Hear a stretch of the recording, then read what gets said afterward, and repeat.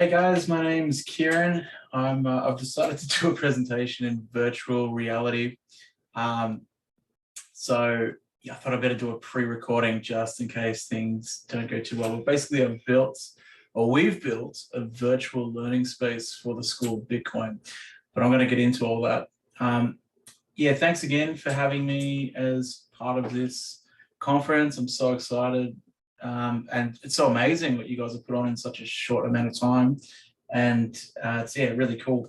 My details are all on my website, so KieranNolan.com. If you want to check out some of the stuff I'm doing and some of the projects I'm working on in the Bitcoin space. Today I'll be talking about Bitcoin education basics, or which is one of the projects I'm working on anyway, but I thought I'd give you a bit of background on some of the stuff we're doing anyway.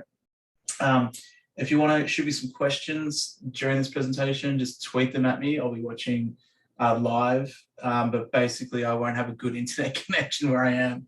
So I thought it'd be best to sort of do a pre-recording. So I want to give you a bit of a background on some of the projects a bit about me and some of the projects I've worked on in the past. So in this space, actually, before I do that, we've got this learning space that you guys can join in on as well at schoolofbitcoin.com. And basically, it's really equitable. So you can have a VR headset like this one and strap it on and be in the same world, or you can have a computer like I'm on, or a phone, or a Chromebook. It doesn't matter. It works ubiquitously sort of across everything. So it's really equitable. So yeah, that's the learning space. But basically, to give you a bit of a background on me, so again, yeah, at KieranNolan, if you want to tweet me any questions. I've been in lots of publications and with students, so like doing all sorts of stuff in the Bitcoin and blockchain and Web3 space for years. And there's lots of stuff out there if you Google around. But some of the really cool ones, I think, were we actually built a video game that's available on Steam. So some students created the narrative, and we've got an article up on Mickey that's worth having a read, and there's a bunch of other ones as well. We can kind of get into those. So I've spoken at lots of conferences all over the world. I really wish I was there with you guys now, because I think it's really important having a physical space to speak to each other, rather than just doing a Zoom. I think Zooms are getting quite boring, and having a physical space to be in, or a virtual space like we've built with this, I think is really cool as well. Some of the conferences that I've spoken at, there's been really good feedback in terms of Bitcoin education. One of the best ones I did was a presentation with these guys a number of years ago at Minecon, which was basically a Minecraft conference, and it was student-centric sort of from the ground up for that, so it was really fun. A bit about my school that I used to work at. I've sort of left to pursue building a virtual school, but the big thing about it was there's no classrooms, so no set classrooms where you have sort of someone standing at the front of the room kind of pretending to know everything with 30 students sitting in rows. It was what we call learning communities, so big open learning spaces with what we call SLPs in them, or stimulated learning platforms. So basically, instead of the year 2 unit, we had a big dragon boat with gesture-based controls to fly through Google Earth. My classroom, the Enigma portal, which was basically like a holodeck sort of style space. Obviously, we had a 24/7 learning space in Minecraft, and it's the year 3 unit, a big spaceship, but lots of interesting, cool spaces that were quite fun. And I want to take that philosophy and build it in the virtual space as well. We're also platform agnostic. So like with the School of Bitcoin, we want to be platform agnostic. So like this VR space can run on everything. And that stems from historically sort of using that philosophy at all the schools I've worked at. So like everything from Linux to Android to iOS to Raspberry Pis, you name it, I think it's really important. And even replicating that in the cloud, so being cloud agnostic and supporting as many I think open protocols as possible is really important. So a bit of history. So back in, I think it was 2014, I asked my school principal if he would like to be Australia's first Bitcoin school. And he said, yes, and then what's that? So I had to explain that, but we sent away to 2 universities to get enough to buy some Raspberry Pis, which are like mini computers for the kids at my school, and which is equivalent to about $30, which is not very much. But the Department of Education here didn't understand it, didn't like it, didn't want anything to do with it.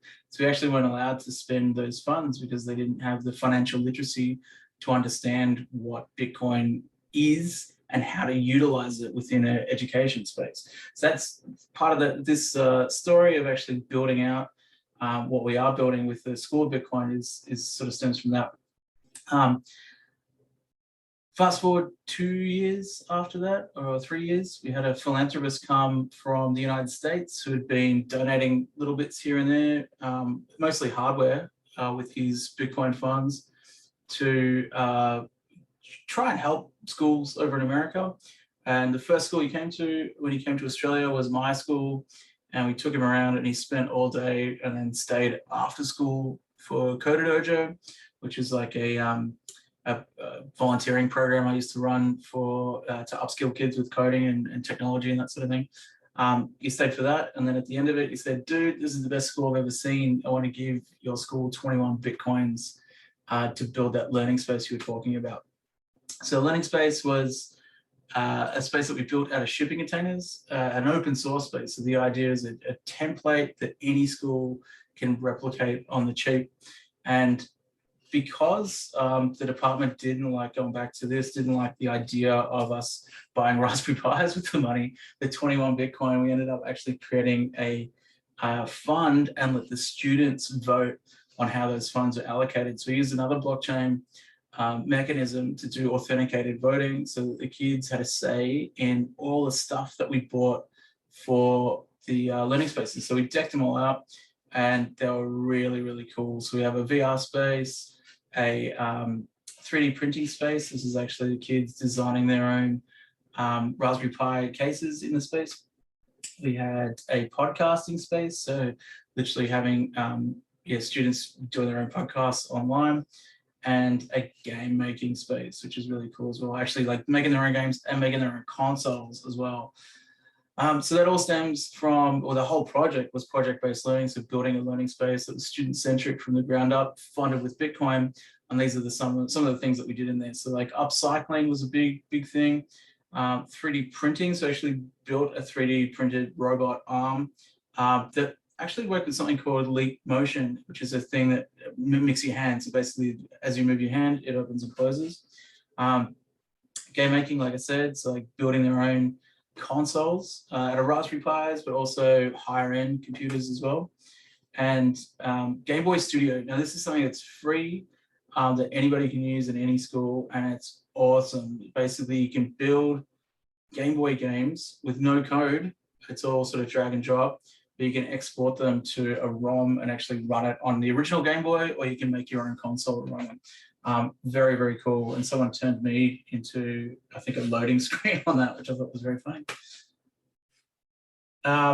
Upcycling stuff as well, but and creating IPFS nodes. We made a number of clusters. So IPFS is it's a distributed protocol where basically you have each node in the network replicating your data, whatever it is, if it's a photo or a document or a piece of audio. We actually built clusters from that from old computers, which is really cool. And there's another one as well. So we actually did that with a bunch of, or 3D printed an enclosure for a bunch of Android on a stick. So it was a student's idea to actually build that. Google Expeditions, we had a number of projects actually with the students creating their own expeditions of the school in virtual reality, which is really, really cool. Something anyone can do as well.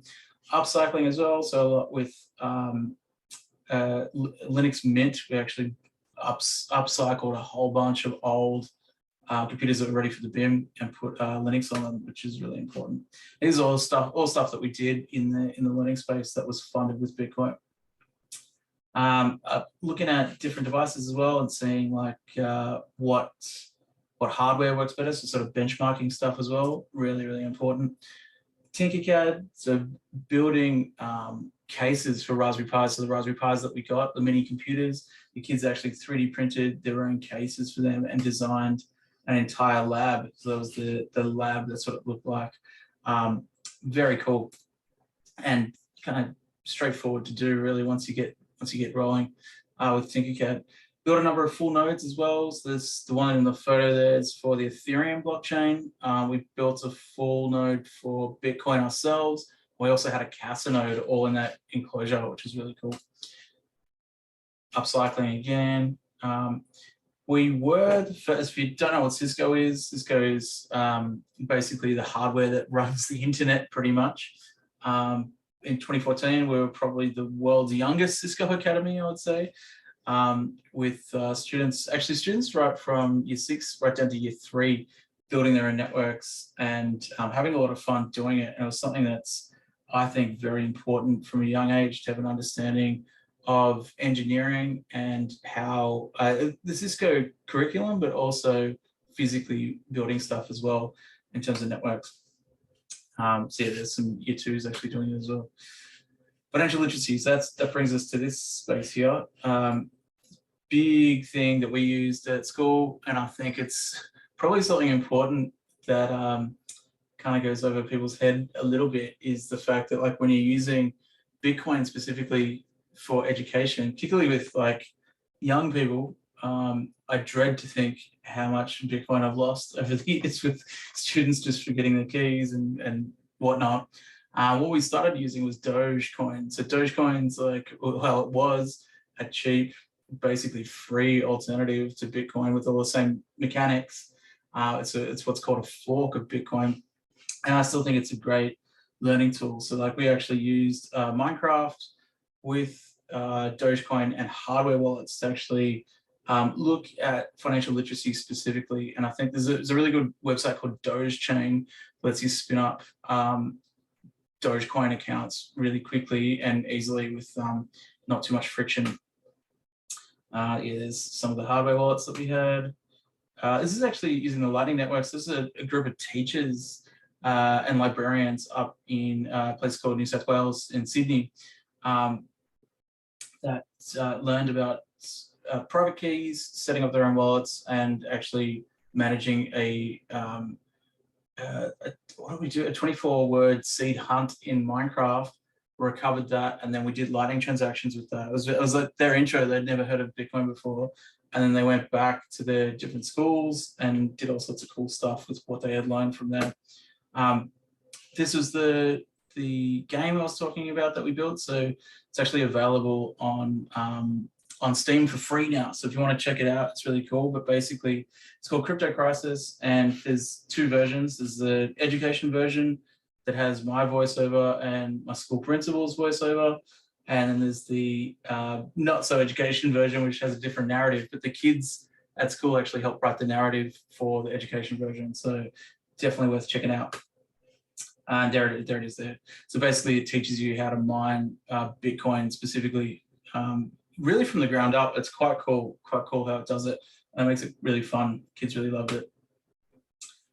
We were the El Salvador project I've been watching for a long time, and I think there's a lot of a lot of bleed over to like what's happening in your country at the moment, and I think it's something worth keeping an eye on. I think I really love the education aspects. This sort of stemmed from some guys moving into El Salvador with the goal of creating a circular economy with students. So I think what you're doing with your project, focusing on the education side of things, is really important. Esports, geez, I've got a bit on here. So we actually ran an esports program, which is basically gamifying or making an education path for games specifically, so competitive gaming. And one of the cool things we did was consensus-driven content. And that's something that I want to replicate with the School of Bitcoin. So basically what that means is you run through a course. So what we're building is an open curriculum. For this, we actually flipped it. So it was students creating curriculum for teachers to run. And to put it in perspective, I failed. I didn't know any of the stuff they were talking about. But basically it gets you to up for what's good, down for what you don't think is relevant. And you end up with a quite a good resource for learning. And so we want to replicate what we did with that. That was built on the Ethereum blockchain, but we're building specifically on the Bitcoin blockchain using something called Stacks, which is quite cool. Yeah, I mentioned this before. So we had a 12-word seed phrase hunt in Minecraft. This is something I think is really cool. I want to replicate this again, actually. We could probably even do it in this learning space if, yeah, at some stage we should do that. So basically, QR code in the sky that lets you see the Bitcoin address, and then 12 words hidden all around, and the first person to recover them all, put them in the right order, wins the Bitcoin. And we did that with the wallet of Satoshi, which is really cool. I'll skip this. Web3. Yeah, skip all this stuff too. You might have heard of Web3. A-frame, that's what this space is built in. So this is going back 2 years. We actually were, actually probably even 3 years, we're actually coding this stuff from the ground up in something called A-frame, which is an open protocol to build VR spaces online like this. But basically, this guy, Aaron Walsh, who I'm good friends with, who was is the director of immersive education, he introduced me to Mozilla Hubs, and that's what we're in now. So it's basically a VR space where you can do anything collaboratively, and there's no barrier to entry. These guys are all on VR headsets, but you don't have to be. We had kids in World that are on like just computers or Chromebooks or whatever it is. So whatever you have access to. If you want to check out a project we did with Aaron, this guy here, go to iedspaces.github.io, and basically we built virtual schools for schools over in America with students at my school in Australia, which was lots of fun. And you can see all the wacky stuff that we did with that. It's quite cool. Let's get this. Yeah, let's get that one too. We did have actually, there's a good video, you can check it out in your own time, where we had an interview with Andreas Antonopoulos, a student-led interview that was really, really cool, worth having a look. Rocket Shoes is another startup of mine, so if you want to check it out, go to rocketshoes.io. It's basically a system that lets students own their own data instead of third parties, built on IPFS. Definitely worth checking out. IPFS is the tool I was talking about before that runs on a distributed network. So there's no cryptocurrency, or there is a crypto now attached to that called Filecoin, but separately, it's its own thing. Basically, anyone can spin up a node and run it. And there's our Minecraft world. You can see all the crazy stuff that we built in there. A lot of that with code as well. We built the school to scale in there as well. And the cool thing was, in the VR space, or the container that we built, the kids could actually go in world in VR and see the stuff they've built, in virtual reality. And that brings me to the School of Bitcoin. So that's this space here. So basically, what we're doing is, I've got a slide for it.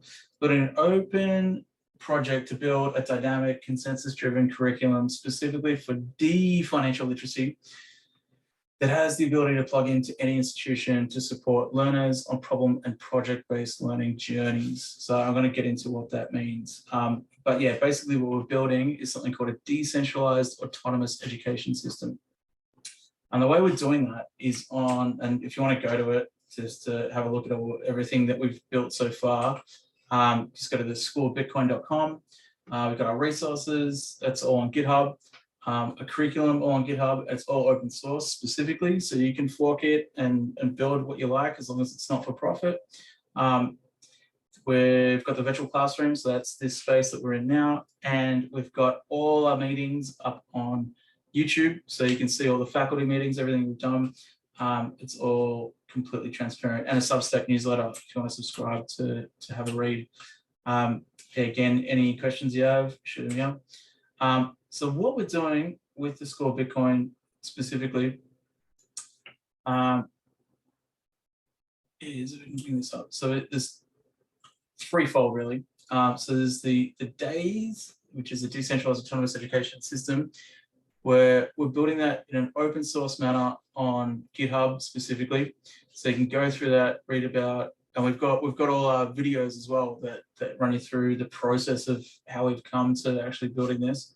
But you can fork this and build your own decentralized autonomous education system that talks to ours, or like a sub DAO. So if you know what a DAO is, or a decentralized autonomous organization, that's what we're doing, but specific to education. So that's all up on GitHub. That's what this crazy cat is here, or the what is it? The Octo Cat. We're also building the whole curriculum out on GitHub, so you can actually go read through this, add to it on GitHub, fork it if you want. We're going to have the ability to submit changes. So with the Bit Entry program, which is Bitcoin Basics, you can read through that on GitHub. Anything you think should be in there, you want to add, it's consensus driven. So you can join the group, put a vote in, and then we can incorporate that into it. And the mechanism we're using to do that is that this is probably the most complicated thing to go through, but I'll give it a go for now. Basically, so you can see everything's built on GitHub. We have, bring that up a bit higher, there we go. So you have your learners so first of all, there's no teachers, no students, only learners, because we're all learners. And I think that's an important distinction to make from the legacy education system, is it's equitable now because they're all learning at the same rate. And there's no, I think the only didactic thing we're doing with the School of Bitcoin is the financial literacy aspect, but even that's by consensus. So that's the big difference.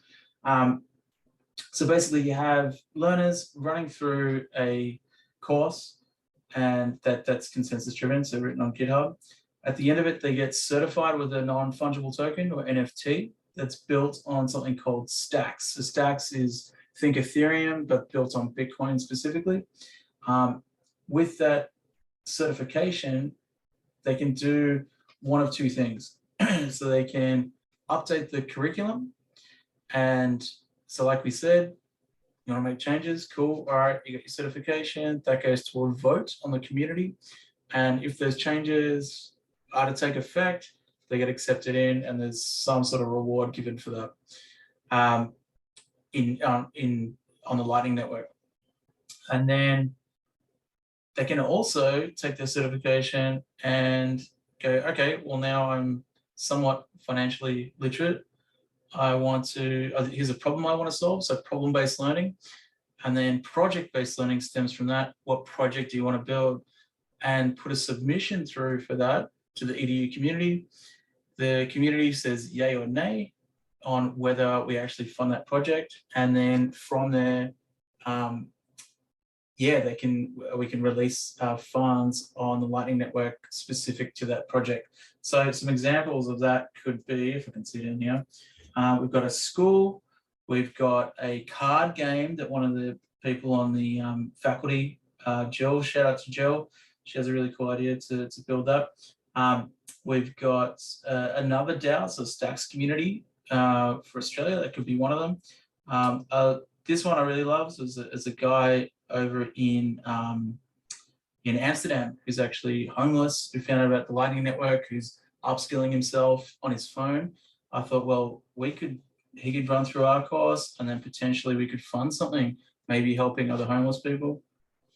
And then we have El Salvador. So having some sort of student-led projects over there as well. It could be anything really. So that's the whole concept of the days. It's quite complicated, but I think once we get it running, it'll run itself. So it's not reliant on one person running it, much like Bitcoin. So I'm probably a bit pressed for time, but I just wanted to mention a few other things. So we have the Digital Playhouse. That's these guys have been doing some great work, and they're actually running our curriculum as well. The Stacks Australia, so everything we're doing is going to be authenticated and built on Stacks, so built on the Bitcoin blockchain.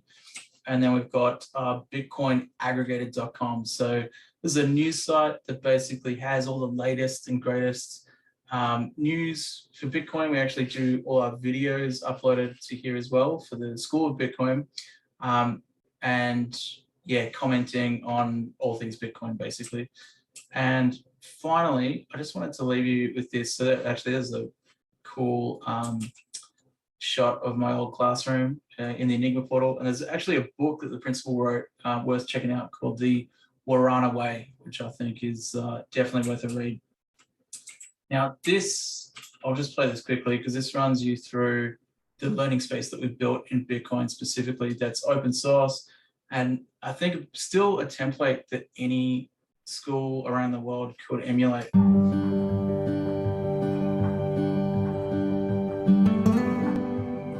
Welcome to the Warana Park STEAM Centre. This space has been in development for a number of years.